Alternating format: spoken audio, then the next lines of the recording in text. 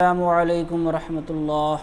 اللہم صلی علی سیدنا و مولانا محمد معدن الجود والکرم وآلہ وبارک وسلم صلاۃ و سلام علیک یا رسول اللہ صلی اللہ تعالی علیہ وسلم۔ معزز و محترم ناظرین کرام، امید کرتا ہوں آپ تمامی حضرات خیریت سے ہوں گے۔ آج کی جو کلپ ہے، اس کلپ میں میں آپ کو جو بتانے والا ہوں وہ شرائط نماز کے متعلق۔ اس سے پہلے جو ویڈیوز آپ نے دیکھی اس سلسلے کی جو کڑی تھی، تو تیمم کے مسائل تک بات ہو چکی ہے۔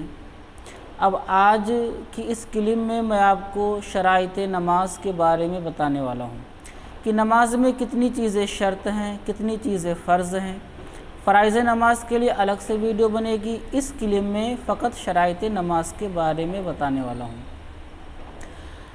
شرط جو ہے نماز میں، ایک بھی شرط اگر جان بوجھ کر چھوٹ جائے یا غلطی سے چھوٹ جائے نماز نہیں ہوتی ہے۔ اسی طرح ایک فرض اگر چھوٹ جائے، جان بوجھ کر ہو یا غلطی سے ہو، نماز نہیں ہوتی ہے۔ ٹھیک ہے، تو فرائض کا جاننا بھی بہت ضروری ہے، شرائط کا جاننا بھی بہت ضروری ہے۔ اب نماز میں کتنی چیزیں شرط ہیں؟ طہارت، ستر عورت، وقت، استقبال قبلہ، نیت، تکبیر تحریمہ، یہ 6 چیزیں ہو گئیں۔ اب اس کی تفصیل مختصراً سن لیں کہ کہتے کس کو ہیں۔ جیسے پہلی شرط جو ہے نماز کی طہارت، تو طہارت کا مطلب کیا ہے؟ چونکہ یہ عوام کے لیے ہے اور اسی لیے آسان لفظوں میں بتایا جائے گا تاکہ آپ اس کو سمجھ سکیں۔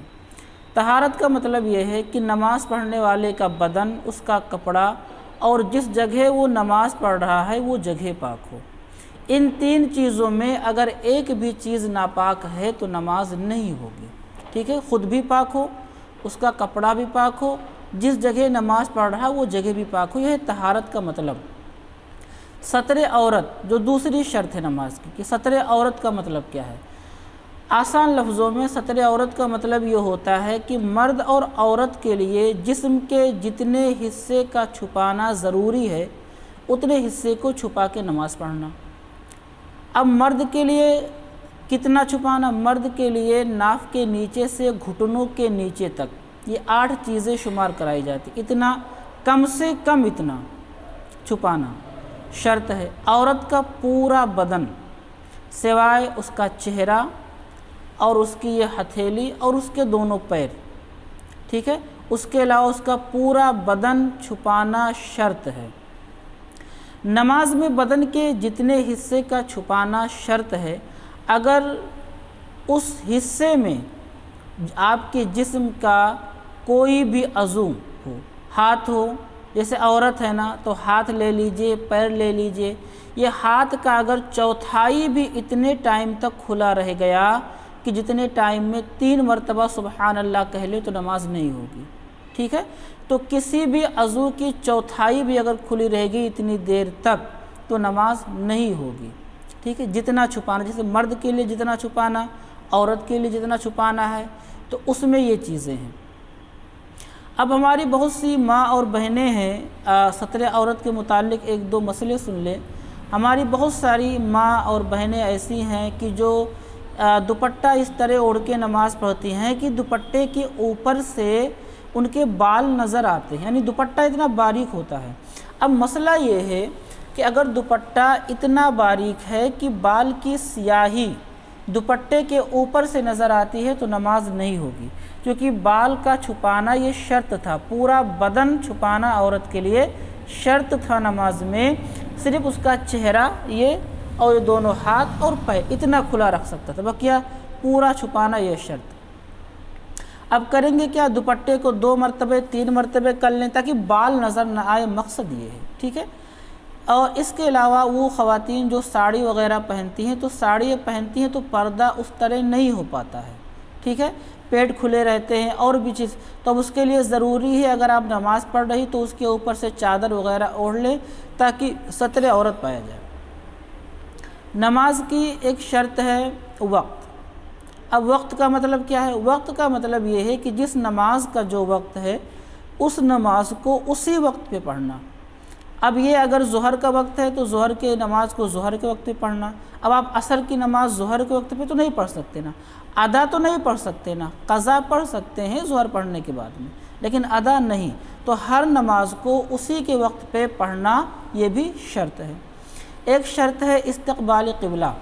استقبال قبلہ کا مطلب یہ ہوتا ہے کہ قبلہ کی طرف چہرہ کر کے نماز پڑھنا۔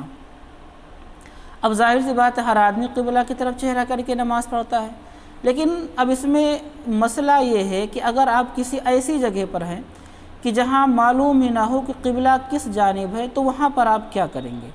تو وہاں پر مسئلہ یہ ہے کہ اگر کوئی ہے آپ کے قریب میں تو آپ اس سے پوچھیں، ٹھیک ہے، اور اگر کوئی نہیں ہے اور کسی اور طریقے سے نہیں پتہ چل رہا، کوئی نہیں ہے جس سے آپ پوچھ سکے، تو حکم یہ ہے کہ آپ اپنے دل میں غور و فکر کریں، سوچیں، اور آپ کا دل جس بات پر جم جائے ادھر چہرہ کر کے آپ نماز پڑھ لیں، آپ کی نماز ہو جائے گی، اگرچہ قبلہ اس جانب نہ ہو، نماز آپ کی ہو جائے گی، ٹھیک ہے۔ استقبال قبلہ ہو گیا۔ ایک شرط ہے نیت۔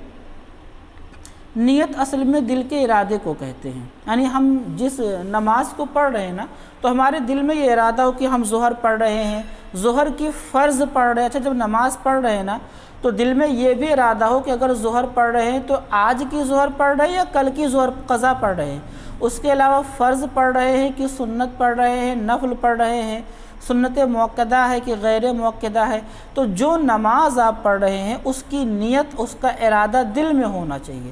زبان سے کہنا یہ مستحب ہے، اگر زبان سے کسی نے نہ بھی کہا لیکن دل میں اس کے ارادہ ہے کہ میں ظہر کی 4 رکعت فرض پڑھ رہا ہوں تو نماز ہو جائے گی۔ اس میں مسئلہ یہ ہے اگر کوئی شخص کہ ایسا ہے کہ جس کے دل میں یہ ارادہ ہے کہ میں ظہر کی نماز پڑھنے جا رہا 4 رکعت فرض، لیکن جب وہ نیت کرنے لگا تو اس کی زبان سے اثر نکل گیا، نماز ہوگی کہ نہیں ہوگی؟ نماز بے شک ہو جائے گی، اس لیے کہ نیت کہتے ہی ہیں دل کے ارادے کو، اگرچہ اس کی زبان سے اثر نکل گیا لیکن چونکہ دل میں یہ تھا کہ ظہر پڑھنی ہے، نماز ہو جائے گی۔ تو یہ 5 شرطیں ہو گئی۔ ایک شرط ہے تکبیر تحریمہ۔ اب تکبیر تحریمہ چونکہ فرائض نماز میں بھی شمار کیا جاتا ہے، اسی لیے فرائض نماز میں انشاءاللہ العزیز اس کا ذکر کیا جائے گا۔ تو یہ جو چیزیں بتائی گئی ہیں یہ شرائط نماز ہیں، آپ خود بھی اس کو سنیں، سمجھیں، سیکھیں، اپنے دوستوں تک بھی آپ اس کو پہنچائیں، ہمارے چینل کو آپ سبسکرائب کریں۔ اللہ تبارک و تعالی ہم سب کو اپنے حفظ و امان میں رکھے۔ السلام علیکم ورحمۃ اللہ تعالی